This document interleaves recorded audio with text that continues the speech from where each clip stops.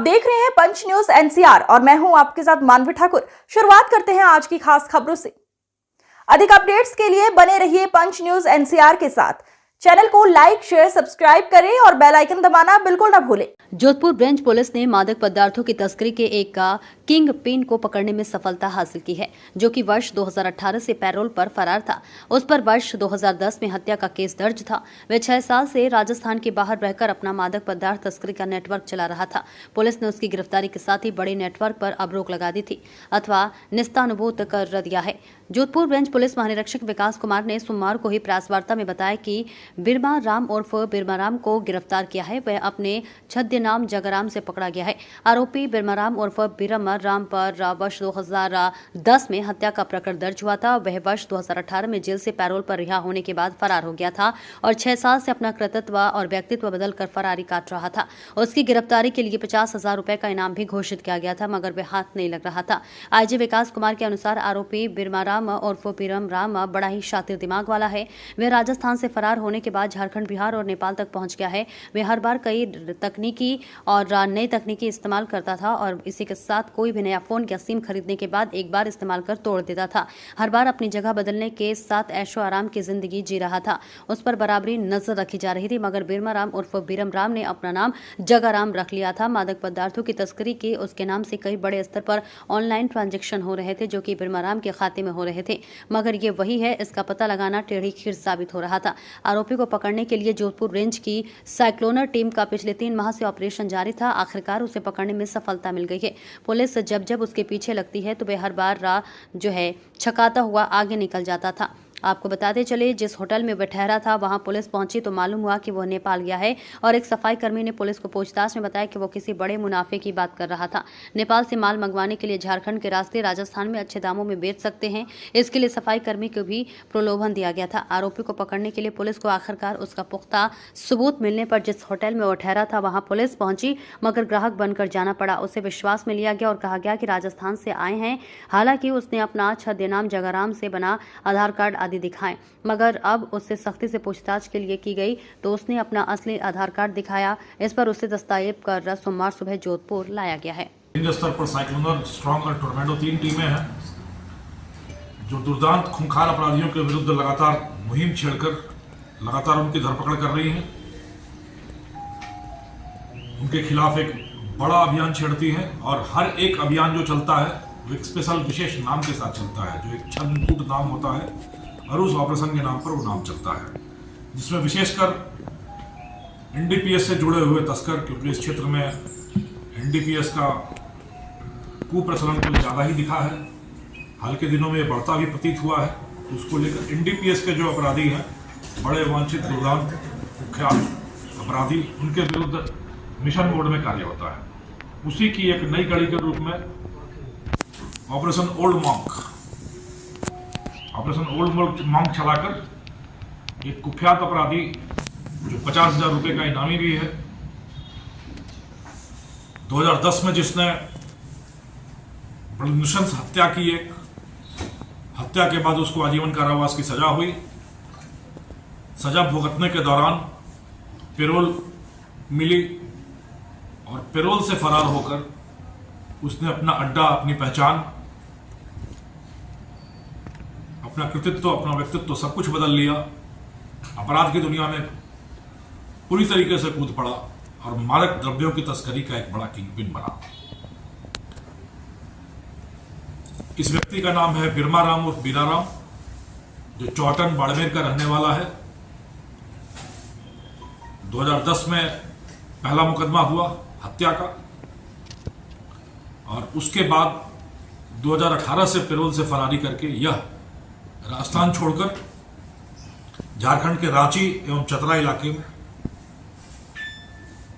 ऐशो आराम की जिंदगी जी रहा था और वहां से मादक द्रव्यों की तस्करी का एक बहुत बड़ा नेटवर्क चला रहा था, जिसमें वहां से मादक द्रव्यों की आपूर्ति राजस्थान, खासकर राजस्थान के सीमावर्ती इलाकों में की जा रही थी। आप सबों को याद होगा कि अभी करीब 1 महीने पहले हम लोगों ने ऐसे ही एक और किंगपिन मांगीलाल नोखड़, जिसके खिलाफ ऑपरेशन मनोरमा चलाया गया था, को गिरफ्तार किया था। उसकी भी मोडस ऑपरेंडी, काम करने का तरीका करीब करीब ऐसा ही था। इस व्यक्ति ने अपनी पहचान फर्जी दस्तावेजों के आधार पर बदल ली और जगाराम बनकर, बाड़मेर का निवासी जगाराम बनकर आराम से रह रहा था।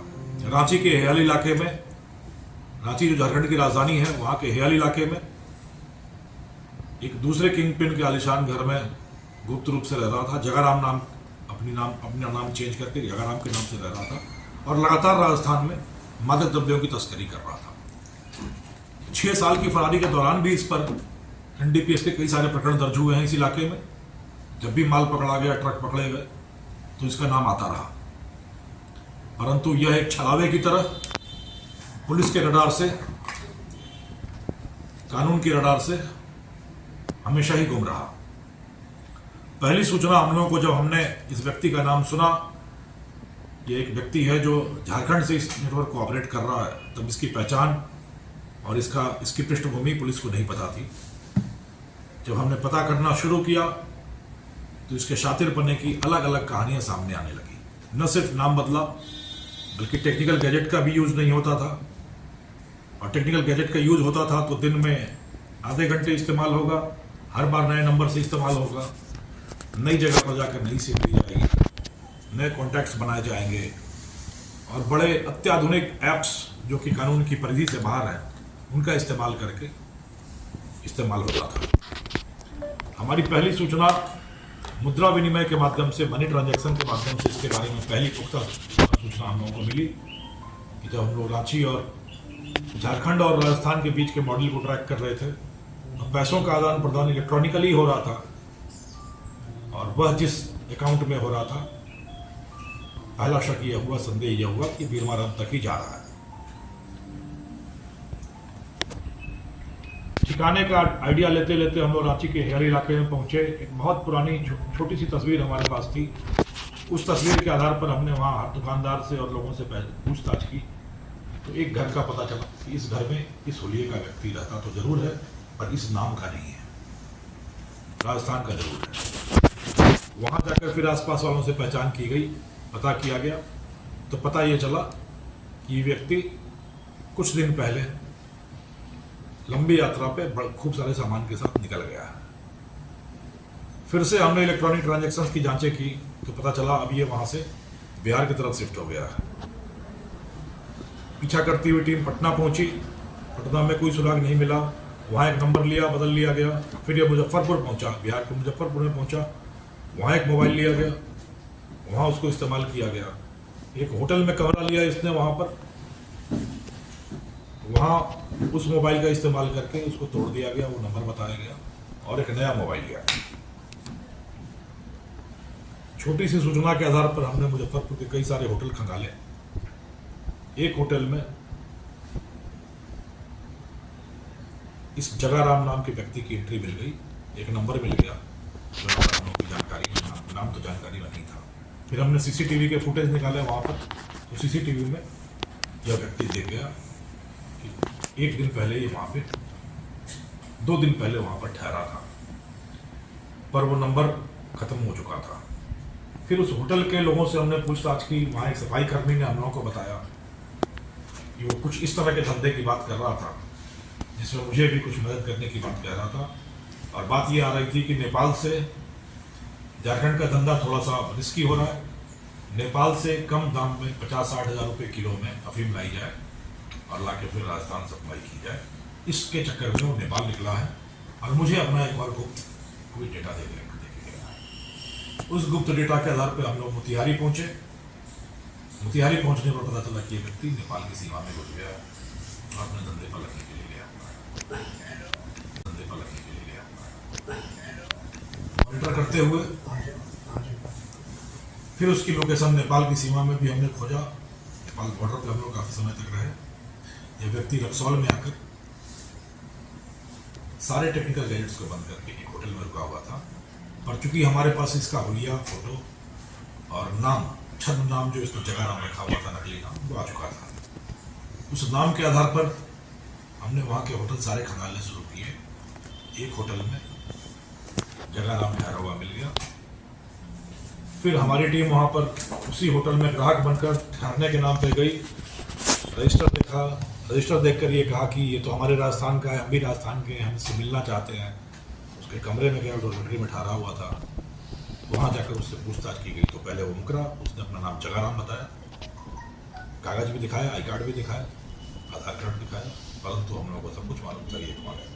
फिर थोड़ी सी सख्ती दिखाते ही उसने अपना असली आधार कार्ड भी दे दिया, अपना नाम भी बता दिया, पुष्टि भी हो गई। फिर वहाँ रक्सौल में इसको वहाँ की पुलिस के साथ गिरफ्तारी की गई।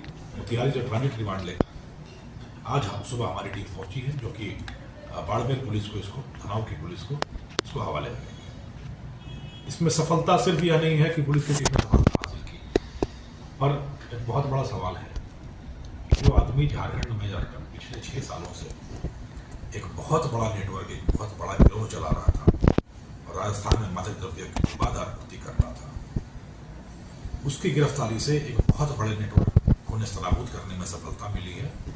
और इसकी पूछताछ से जो मोडस ऑपरेंडी आ रही है, कार्य करने का तरीका आ रहा है, उससे आगे मादक द्रव्यों की तस्करी की रोकथाम और ऐसे तत्वों के खिलाफ कार्रवाई में बहुत ज़्यादा सहायता मिलेगी। पेरोल से फरार व्यक्ति जो 6 साल से पेरोल से फरार है, उस तक पहुँचने के लिए कितनी मेहनत करनी पड़ी पुलिस को। करीब 3 महीने से ऑपरेशन गुलमोहर चल रहा है। झारखंड, बिहार, नेपाल, राजस्थान करीब 7-8 हज़ार किलोमीटर की दूरी तय करती रही इसमें से पुलिस की साइकिल टीम, और तब जाकर करीब 3 महीने के अथक प्रयास के बाद सफलता हासिल हो सकी। मेरी लोगों से अपील है, इस तरह के जो भी तत्व के बारे में जो भी सूचना हो आपके पास, कृपया पुलिस तक पहुंचाने का श्रम करें, कृपा करें, ताकि हम आपकी एक छोटी सी सफलता, एक छोटे से सूत्र से आगे तक बढ़ सकें, बड़े नेटवर्क को, बड़े अपराधियों को ध्वस्त कर सकें, नेस्तनाबूद कर सकें, समाज में सुरक्षा रहे, कानून का शासन हो और हर व्यक्ति स्वतंत्र मर्यादित जीवन जी सकने के लिए स्वतंत्र हो। तो इस दिशा में साइक्लोनर टीम लगातार काम कर रही है और ऐसे तत्वों का सफाया करके समाज में कानून का राज, शांति और सुव्यवस्था कायम करने के लिए अहर्निश प्रयास करें। धन्यवाद। कोई सवाल हो तो